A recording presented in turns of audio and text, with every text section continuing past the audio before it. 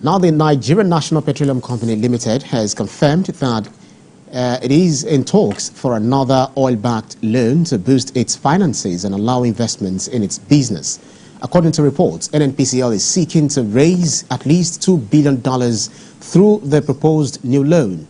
There are, however, concerns about this proposed crude-backed loan, as oil marketers want the NNPCL to be mindful of such loans so they do not become detrimental to Nigeria's oil sector. Talks of a loan are coming at a time when the country is experiencing fuel scarcity and marketers say they are having issues with purchasing the product. Joining us in the studio is lead consultant MaakBeat Transnational Ltd, Adesegun Osibanjo. Thank you so much for being on the program with us this morning. Good morning. Good morning. Thank you for having me here as well. Right. So, despite looking at NNPC, despite the debt that it has actually accrued, especially the debt of gasoline supplies, which is doubling to $6 billion in 4 months, NNPC is actually seeking to raise $2 billion through a new oil-backed loan. Talk to us about how you think this will affect or impact its finances and investments. It's a $2 billion loan, like they said, and it's to invest and upgrade their infrastructures at operation and all that. The loan is good in its real, how do I put it? I mean, in principle, yes, the loan is good, but the problem is how well will it be utilized? Because NNPC has this, how do I put it now, public image of being a very wasteful organization. I mean, the mismanagement level there is extremely high. So people are not very comfortable with NNPC. Again, look at it. We have 2 Augean stables in Nigeria. The first Augean stable is the CBN, which has been cleansed. But unfortunately, NNPC has not been cleansed. It's like having an old wine in a new bottle. The moment it metamorphosed from a government corporation to a limited liability company, what most of us expected was that there would be change of guards, but it's still the same old guys. So people are, very skeptical with this. You're not exactly thrilled. You're okay with the loan, but then yes, you're worried about the implementation of this loan. This implementation has been our own worry. Like I said earlier, NNPC is noted for high-level mismanagement and wastage. Now, what has government put in place in terms of policies to be able to manage? To really manage this loan when secured. So again, details of the loans are extremely sketchy. We don't know how much is the payback, how much is the payback amount, the terms and conditions of the loan. We don't know the tenor and all that. All that are not disclosed. Again, we know NNPC's operations have been highly secretive, very secretive operations. There is a need for NNPC to become very transparent. Like as we are today, if you ask anybody, some of us will tell you the predicament we're in today with fuel supplies is the handiwork of NNPC because they are not transparent. We've been asking them for them to release the costing template for just one shipload of fuel, whether diesel, whether PMS, but unfortunately that has not happened till date. So there is no transparency. It looks like, how do I call it, a cartel organization. It looks like a cult organization. So all that needs to be broken.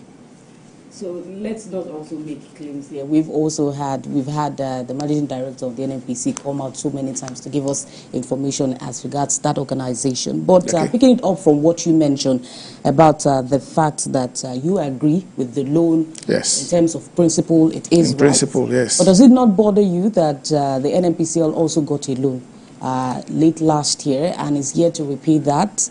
If you sum that up now, I think we're looking at 5.5 billion. Is it 5.5 or 5? And 2 billion. That's 5.3 3.3 billion. Okay, 3.3. Yes, that's 5.3 billion. I mean, that's another issue. That is still running.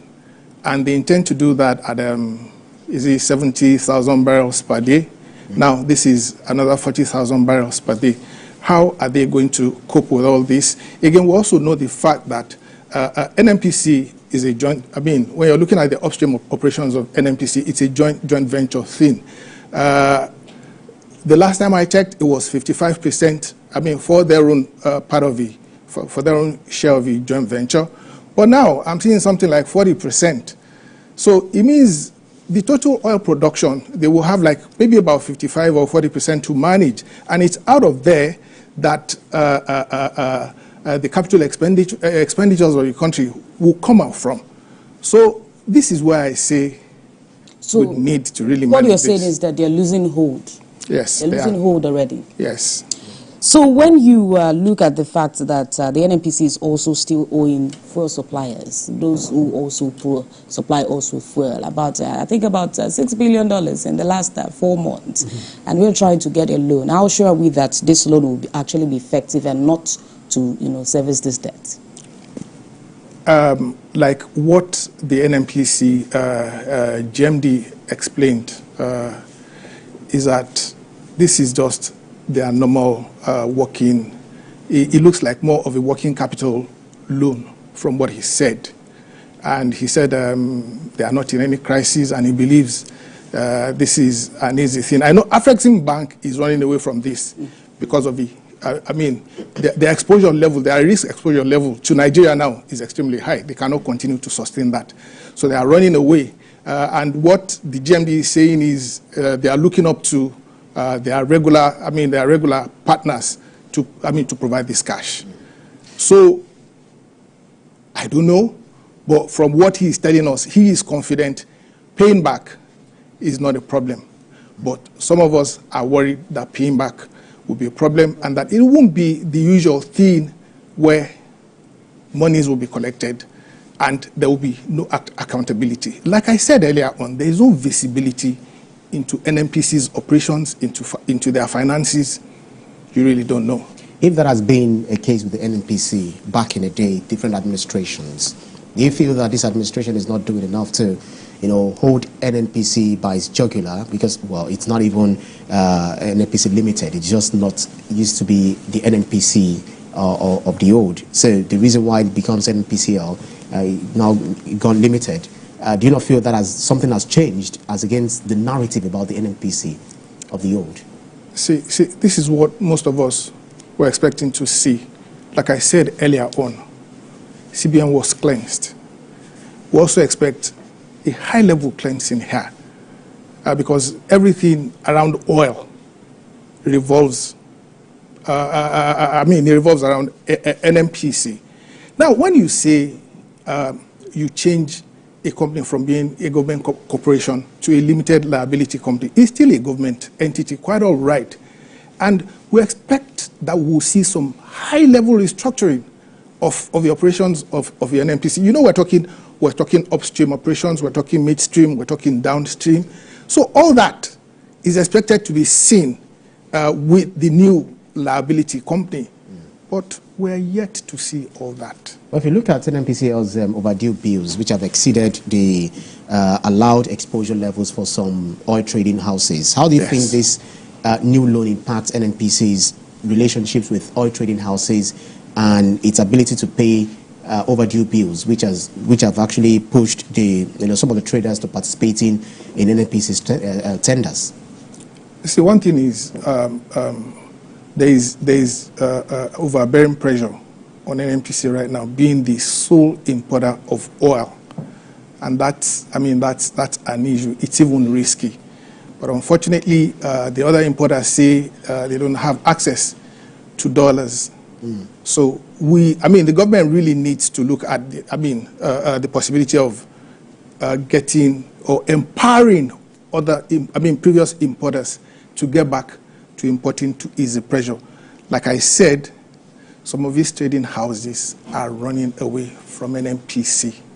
And if the MD says he's sure their current partners would readily put the funds to the table for their use, then let's go. And we still see the likes of Dangote refinery. I want to pick it up from yes. what you talked about Yes. the NNPCL being the sole importer of fuel, and then the Dangote refinery at a point was meant to be our other option. I mean, something we could rely on. But you still see him importing from the United States from the WTI grade. How is this going to impact, our move to become an oil-producing nation, having to use most of our resources for ourselves? See, one of the serious consequences of what we're doing with NNPC right now is that there will be no crude available for local cracking. When I say local cracking, I mean local refining here. Now, there was a video of Senator Adesegun Olutayo Adeolu that I watched recently, where at a point, he was even cursing that those that are responsible for Dangote not getting crude oil to crack. He was almost cursing. But I tell you, this is a major consequence of this this commodity-backed loan that we're into. Yeah. Dangote will not get crude. That's one. Not just Dangote. Our local refineries that we said have started working, that most of us are looking up for reprieve that we will get by the time they start local cracking, we'll start getting affordable fuel. That will not happen. Now, what this is saying is that the government needs to ramp up on its investment drive to ensure that more investors are brought into the upstream sector so that we have more crude, to not just for export, for local consumption, because we need a lot of crude to crack locally for our use. And that's one major problem that Dangote refinery is having. So it's not only the issue of having access to crude. Some of these things, apart from the fact that they are international, they are actually local. If you look at what the GMD Mileki said, he said they're looking at that we have the capacity to produce 2 million barrels per day because we are currently doing 1.2. Even the president is daring the odds, saying that the government is looking at producing 2 billion barrels per day. But given the significant impact of pipeline theft and underinvestment on Nigeria's oil production, how do you think this loan will address these issues and revitalize this sector? See, let me also say this. NNPC and its infrastructures have been abandoned for like over 40 years, I would say. And that's the handiwork of successive administration.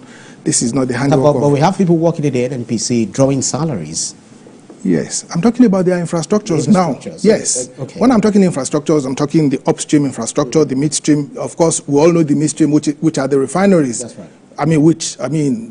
Let's hope we'll get the refineries right this time, okay? And the downstream. But the upstream part has suffered a lot of neglect. There has been pipeline vandalism. The upstream infrastructures generally, they have not been upgraded for over 40 years.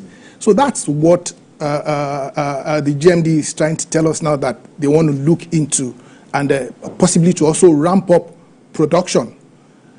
We believe sincerely if this is done, it may improve things, but the fact is we need to really ramp up production by bringing in or encouraging more investors to enter into the upstream the upstream ventures or upstream operations of the NNPC. Already coming in. So Dangote is midstream refinery. Right. When I say upstream, I'm talking the likes of Mobil Exxon, Chevron, those that are into oil exploration. Now. One of them actually left the country just recently. Which one of them? Was it? There's this particular one. The name actually skipped my head. But because we are talking about some companies that are actually looking to coming into Nigeria. Yes. Others are also looking to go out to exit. Current issues or the current reforms and policies that they are facing. So do you feel that we have all the infrastructure or the infrastructural capability to attract some of these investors? See, I tell you, Nigeria has got what it takes in terms of oil and gas.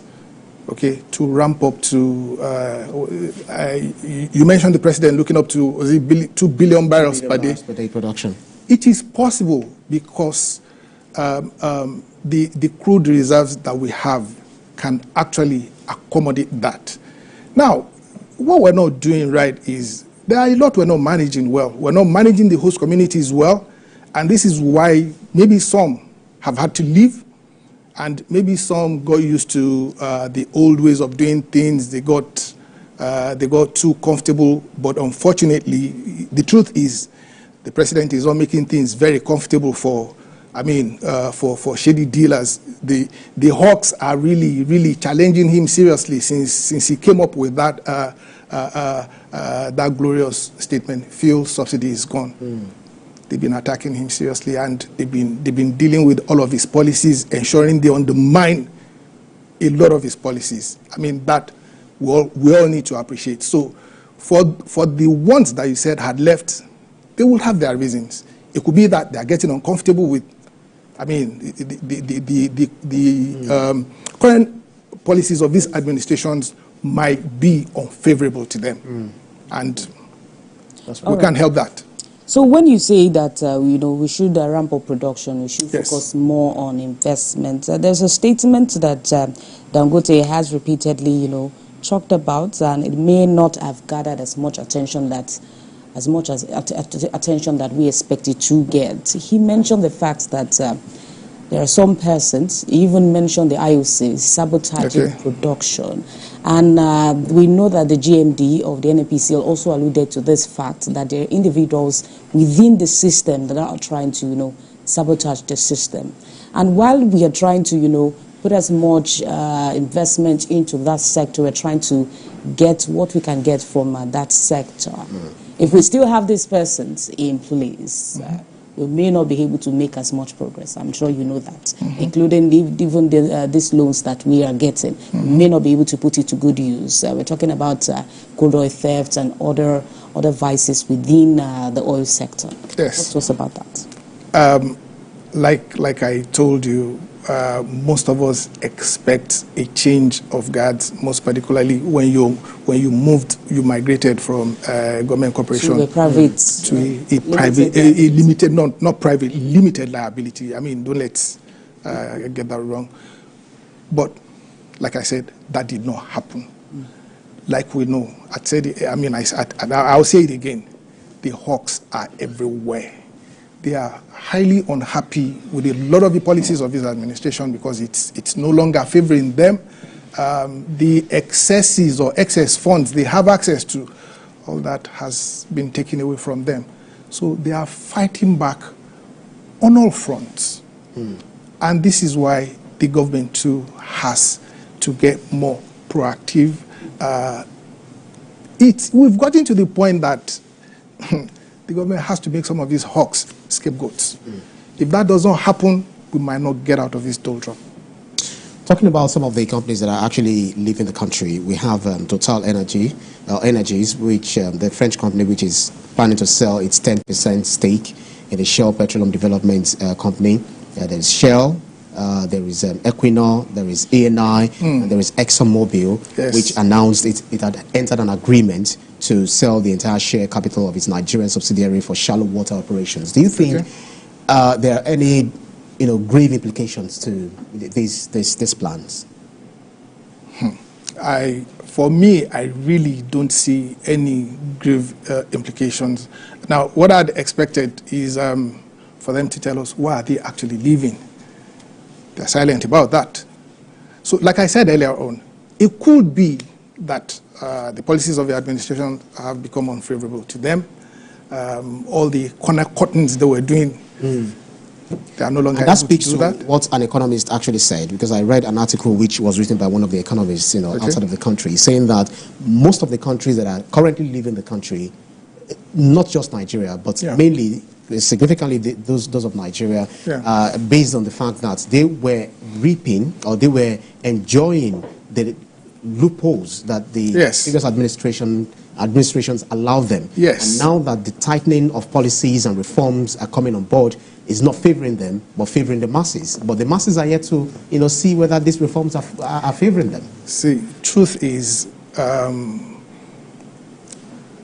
reforms favoring the masses would actually take some time. That's the truth.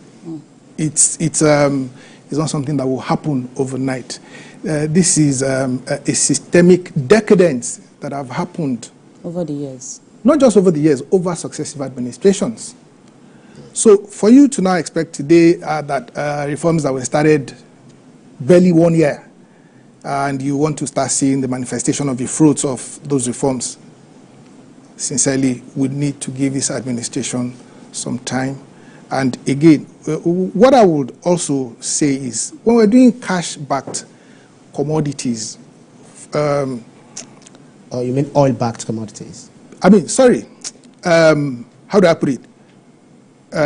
Okay, oil-backed loans, right? Right. Oil is a commodity. Oil is a commodity. Oh, sorry, oil-backed loan. Yes. That's right. Oil is a commodity. Now, I'm an apostle of don't export raw products. Export refined products. Okay? Processed products.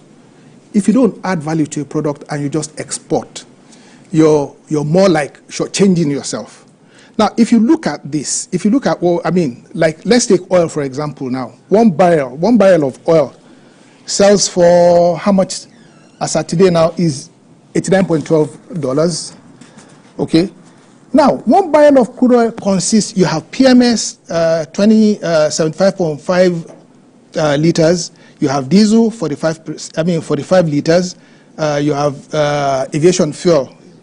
You have it as about 15.5 liters in one barrel. There are still other components like the bitumen part and the rest of them. But let's just look at the fuel part alone, okay? Now, by the time you do all this, you come to see that all this totals, what's it called now? If you break all these down into Naira, I think I did this breakdown into Naira, so let me still maintain what I have here. When I converted $89.12 into Naira, I had 136,353, okay? Now, that's at the rate of 1,530, okay?